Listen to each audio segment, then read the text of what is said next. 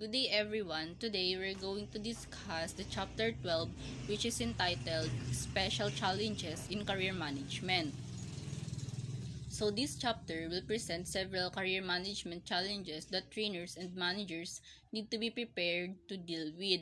The challenges include new employee orientation and socialization, career paths, dual career paths and career portfolios, plateauing, obsolescence, career breaks, balance of work and non-work, job loss, and retirement. The chapter includes specific practices of companies that have successfully dealt with these issues. Let us first begin with a supportive work-life culture. So it is a company culture that acknowledges and respects family and life responsibilities and obligations and encourage managers and employees to work together to meet personal and work needs.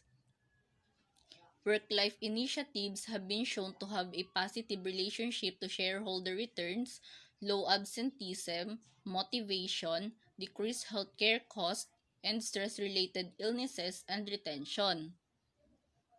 Under socialization and orientation is the organizational socialization, wherein it is defined as the process by which new employees are transformed into effective members of the company.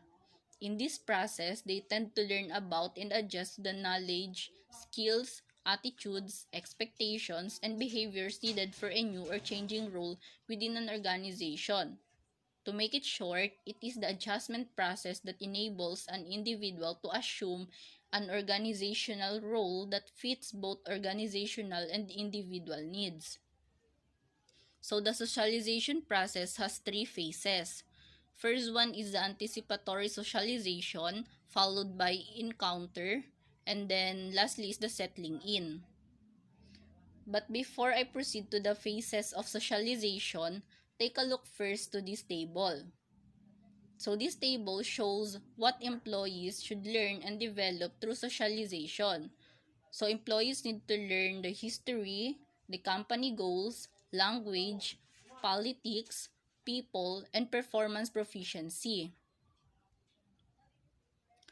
So here's the first phase in the socialization process. So it is called anticipatory socialization. So it occurs before the individual joins the company. Through anticipatory socialization, employees develop expectations about the company, job, working conditions, and personal relationships. These expectations are developed through interactions within representatives of the company, such as recruiters, prospective peers, and managers during the recruitment and selection process. The expectations are also based on prior work experiences in similar jobs. Under the anticipatory socialization, a realistic job preview was also included, where it provides accurate information about the attractive and unattractive aspects of the job, working conditions, company, location to ensure that employees develop appropriate expectations. So next is the second phase of socialization. It is called encounter. So the encounter phase occurs when the employee begins a new job. Employees need to become familiar with job tasks, receive appropriate training, and understand company practices and procedures. So it is the stage in the socialization process in which a new employee sees what the organization is really like and confronts the possibility that expectations and reality may diverge. Challenging work plus cooperative and helpful managers and peers have been shown to enhance employees learning a new job. Research evidence suggests that the nature and quality of a new employee's relationship with the manager has a significant impact on socialization. So, the third phase of socialization process is the settling in, where employees begin to feel comfortable with their job demands and social relationships. They start resolving work conflicts such as too much work to do, conflicting demands of the job, and conflicts between work and non-work activities. In this stage, the employee has finally made the transition from being an outsider to an insider. Employees need to complete all three phases of the socialization process to fully contribute to the company. For example, employees who do not feel that they have established good working relationship with coworkers will likely spend time and energy worrying about relationships with other employees rather than worrying about product development or customer service. Employees who experience successful socialization are more motivated, more committed to the company, and more satisfied with their job. Hello, I'm Fruto Adeline P., the second reporter. Socialization and orientation programs play an important role in socializing employees. As shown in Table 12.1, effective socialization and orientation program focus on providing the employee with a broad understanding of history of the company. There is effective socialization. Program result in employees who have strong commitment and loyalty to the company, which reduces turnover, while the orientation involves familiarizing new employees with company rules, policy, and procedures. While in Table 12.2 shows that content of orientation programs, typically a program includes information about the company, the department in which the employee will work, and the community. The Table 12.3 shows the characteristic of effective orientation program. Next, the onboarding. Onboarding refers to the orientation process for newly hired managers. Onboarding gives new managers an introduction to the work they will be supervising and an understanding of the culture and operations of the entire company. For example, at Pella Corporation, an Iowa-based manufacturer of windows and doors, new managers are sent on a tour of production plants, meeting observation employees and department head. The career paths, developing dual career paths and career portfolio. A career path is a sequence of job positions involving similar types of work and skill that employees move through in the company. Career paths are important for attracting, retaining, and developing employees. They help companies offer career options to their employees that help them make job choices that best fit their life situation. Also, career paths help companies build employees' skill through a series of job or rules. The dual career path. Dual career path for companies with professional employees such as engineers and scientists. An important issue is how to ensure that they feel valued. In Figure 12.2, shows example of traditional career paths for scientists and managers. Advanced opportunities within a technical career path are limited.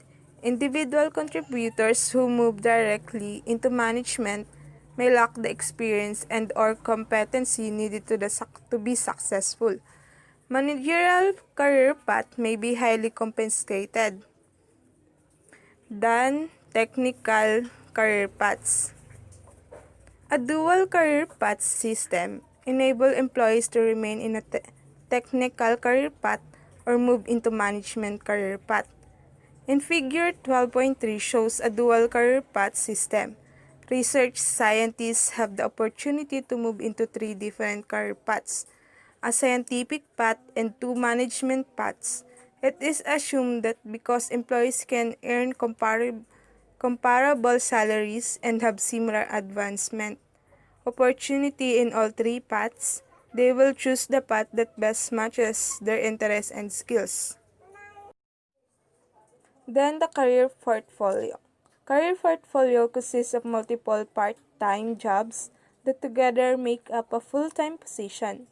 This creates a distinct career path that allows individuals to combine their intersect. Companies Interest in acceptance of multiple job career paths is increasing. In many cases, there is demand for specialists who can do project or consulting work on an as needed basis without being hired as full-time employees. Lastly, the plateauing. Plateauing means that the likelihood of the employer receiving future job assignments with increased responsibility is low. Compared to employees in other career stage, mid-career employees are most likely to plateau. Plateauing is not necessarily bad for the employee or the company. A plateaued employee may not desire increased job responsibilities. A plateau employee's job performance may meet the minimum acceptable standard. It becomes dysfunctional when the employee feels stuck in a job that offers no potential for personal growth. Such frustration results in poor job attitude, increased absenteeism, and poor job performance. Employees can plateau for several reasons. Discrimination based on, for example, age, gender, or race, lack of ability, lack of training, low need for achievement, unfair pay decision or dissatisfaction with pay raises, confusion about job responsibilities, slow company growth resulting in reduced development opportunities. My first topic is skills obsolescence. Skills obsolescence is a reduction in an employee's competence resulting from a lack of knowledge of new work processes, techniques, and technologies that have developed since the employee completed his or her education. Also, avoiding skills obsolescence has traditionally been concern of employees in technical and professional occupations, such as engineering and medicine. However, rapid technological changes affects all aspects of business from manufacturing to administration. So all employees are at risk of becoming obsolete. Sabbatical. Sabbatical refers to a leave of absence from the company to renew or develop skills. Employees on sabbatical often receive full pay and benefits.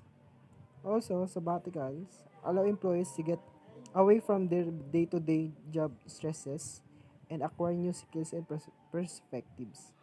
Sabbaticals also allow employees more time for personal pursuits such as writing a book or raising young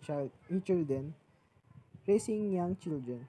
Sabbaticals are common in variety of industries ranging from in consulting firms to the fast food is coping with career breaks. Both men and women face major problems in trying to return to work after several months of family or other reasons. Deployed employees right such as guaranteeing jobs when they return, except under special circumstances. Reservists are often not given much advance warning of their mobilizations, which can last for a few weeks or several years. Next is balancing work and life. Families with working husband, homemaker, wife, and two or more children account for 7% of American families. Typically, work and family research and practice has searched on men and women who are married or living with a partner and who have children.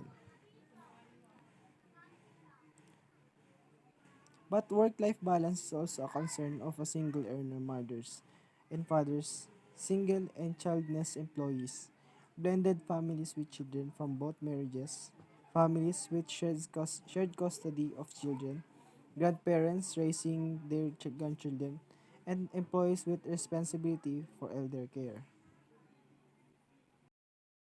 Next is Family and Medical Leave.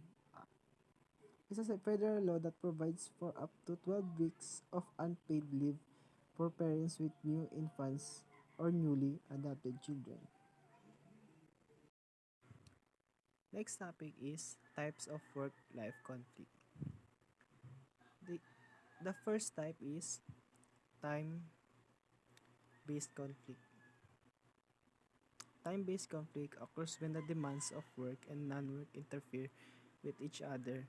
For example, jobs that demand late evenings at the office, overtime work, or out of town travel conflict with family activities and team sports schedules. Second of types of work-life conflict is strength-based conflict. Strength-based conflict is results from the stress of work and non-work roles. For example, a newborn child deprives parents of sleep. Third types is behavior-based conflict. Behavior-based conflict is occurs when employees' behavior in work roles is not appropriate for their behavior in non-work roles. For example, managers' work demands that they be logical, impartial, and authoritarian. My last topic is company policies to accommodate work and non-work. Besides following the FMLA, many companies are responding to work and non-work issues, developing policies designed to reduce the potential for work-life conflict. These policies emphasize the communication of realistic information about the demands of jobs and career, flexibility in where and when work is performed, job redesign, and support services such as child care and elder care programs. Another topic is identifying work and life needs and communicating information about work and non-work policies and the job demands. So, companies have to understand employees' needs, solicit their input, and make work-life benefits accessible to everyone. So, to do so, companies need to comprehend the diversity, complexity, and the reality of employees' lives. Programs should be designed to provide as many benefits as possible to meet the needs as many people as possible. For example, at Hartford Insurance, employees could take time off for vacation, personal time, or sick days. But this option did not relate to employees' lives. Through service and focus groups, the company learned that employees with families, work-life program benefits need to be communicated and available to all employees, whether they are married or single, parents or childless. At the youth touch benefits are not dependent of parental status. Employees who request a flexible work arrangements are not asked for their material or family status. The employees only need to prove they can meet the job requirements and need to be aware of the time demands and the stress related to the jobs within the company. This information should be part of the realistic job review that employees receive during the recruitment process. This information helps employees choose career opportunities that match the importance they place on work. The next is flexibility in work arrangement and work schedules. Reduce pressures on employees to work long hours. So, there are two ways to deal with work-life conflicts that the first way is to provide employees with more flexibility about when work is performed or work schedules, and where it is performed is the work arrangement. To help employees with their work schedules, companies should educate them about the positive and negative of various schedules. Allow them to participate in choosing their schedules. The second method for dealing work-life is to reduce the pressures on employees to work long hours. Work-family conflict can be reduced by increasing employees' control over work and family demands. Organizations are responding to employees' need for more flexible working hours to help cope with work-life conflicts. Then, another is role of technology. Technology can be both and interfere with the work-life balance. The explosions of data capabilities related to availability of high-speed internet connections, and the increased use of emails and cell phones. Technology can also provide employees with flexibility to balance work and life. It can remove the need for FaceTime and first or customers employees do not have in the office to be responsive. Through computers and connections, employee can send emails any time of the day. So, another is telecommuting, a work arrangement that provides flexible in both locations and hours. So, telecommuting or telework, companies offer some type of telecommuting options as the need for customer service call centers has increased. So, technology that allows agent to work at home. So, next is job sharing. Two employees divide the hours, responsibilities, and benefits of full-time job. So, job sharing might be the most challenging work options because it requires more attention, flexibility, and communications than the other alternative work options. So, companies may also use two job sharing part-time employees to full-time positions. The companies gain the expertise of two employees rather than one and can be save substantial costs because part-time employees may not be eligible for healthcare and retirement benefits. So, let's move on to redesigning jobs. So, redesigning jobs as companies move away from traditional job descriptions and toward cross-functional teams and more contingent employees, like for example, consultant, temporary employees, it may become less clear who is responsible for work. As a result, work assignment can be given to anyone, including those people who are already overworked. Companies need to review employees' workloads and identify what work is necessary and what work is not. Then, next is managerial support for work-life policies. So, companies need to train managers to understand what employees use to work. Family policies should be not punished. The more supportive the managers is, example, willing to listen to employees' family-related work problems and offer solution based on the company's program, the less more family conflict employees will experience. Dependent care support, child and elder care, and adoption support. Companies can help employees deal with child care demands in a number of ways. The child care services that companies most frequently provide include help in identifying care resources and flexible benefit plans that allow employees to pay for child care with pre-tax. Employees with infants may want to take parental leave or work part-time or work at home. The lack of childcare has great impact on low-income parents who cannot afford to pay childcare services. Elder care may be even more demanding than childcare if the elder person has disease such as Alzheimer's and other disease. So, here are some recommendations for the development of dependent care assistance program.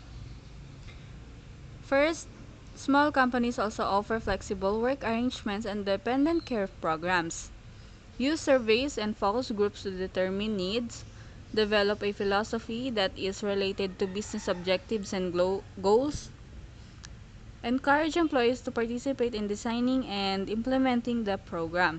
Allocate resources for communicating the program to employees and managers. And lastly, request feedback to make adjustments. It is important to determine if employees perceive a need for assistance and in what form they need it, whether they want on-site child care, referrals for elder care, or they need their schedules to be flexible. Ongoing evaluation is needed to ensure that program is satisfying both employees and the company's needs. Take note that dependent programs will fail if the needs assessment is not accurate. Coping with job loss. It is an important career development issue because of the increased use of downsizing to deal with excess staff resulting from corporate mergers, acquisition, and takeovers. It also causes stress in personal lives of employees, and companies should seek alternative ways to reduce number of employees and lower the labor cost. These alternatives include asking them to work fewer hours, offering early retirement plans, delaying wage increase, and deciding not to fill position openings created by turnover and retirements. Companies and managers have two major responsibilities. First, they are responsible for helping employees who will lose their job. Second, make sure that remaining employees are still productive and committed to the organization. To prepare employees for layoffs and reduce their potential negative effects, companies need to provide outplacement services. It should include the following: advance warning and provide explanation for the layoff, psychological, financial and career counseling, assessments of skills and interests, job campaign services, job banks are available, electronic delivery of job openings, self-directed career management guides and values, and interest inventories. Some companies are providing training and education to assist outplaced employees. Outplacement also involves training managers on how to conduct termination meetings with employees. In the table 12.8, it shows the guidelines for termination meetings with employees, and these are planning, timing, place, length, approach, and benefits.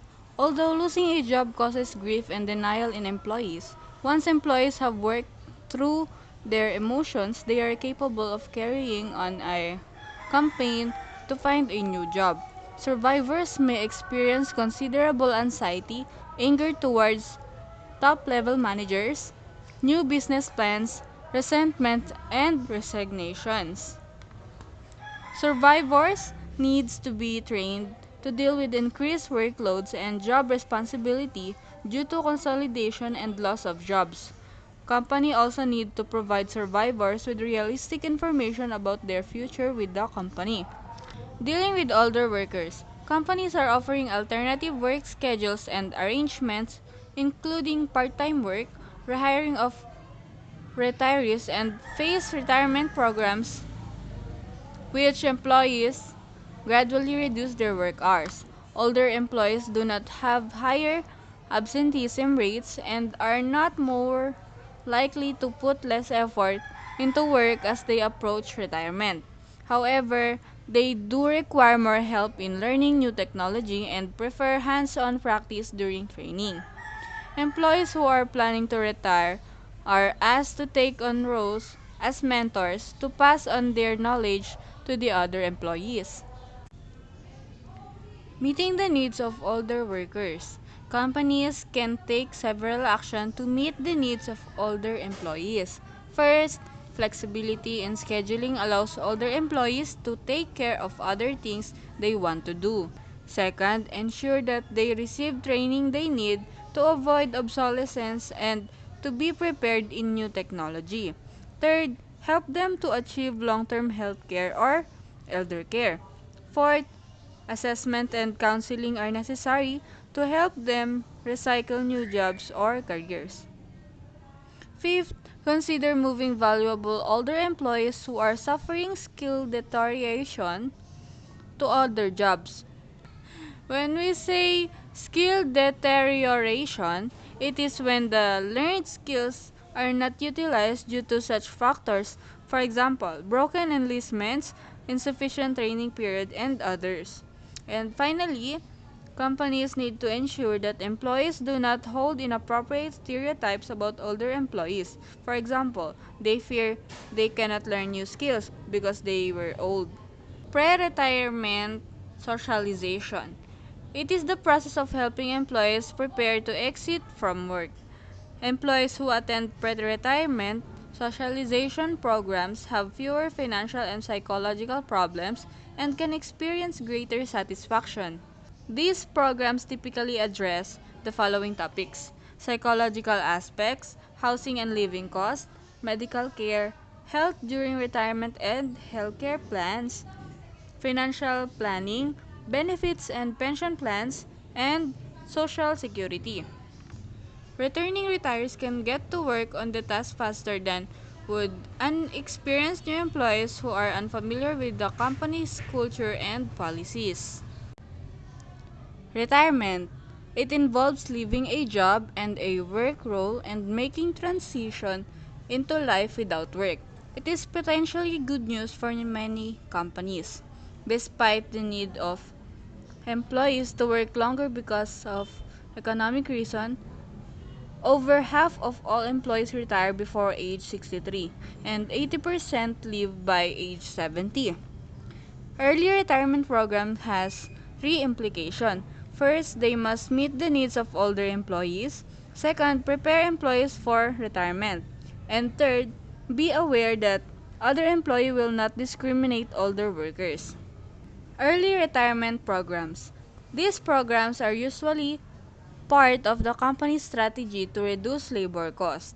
Early retirement programs have two major problems. First, employees who are performing well and difficult to replace may leave the company. Second, older employees may feel they are being forced to retire. Companies need to ensure that their programs contain the following. First, the program is part of employee benefit plan.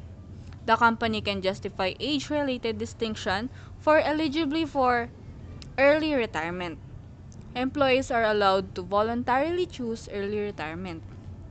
Training plays an important role in early retirement programs. Companies teach employees to understand that the financial implication for early retirement and in what forms health benefits and retirement savings can be received.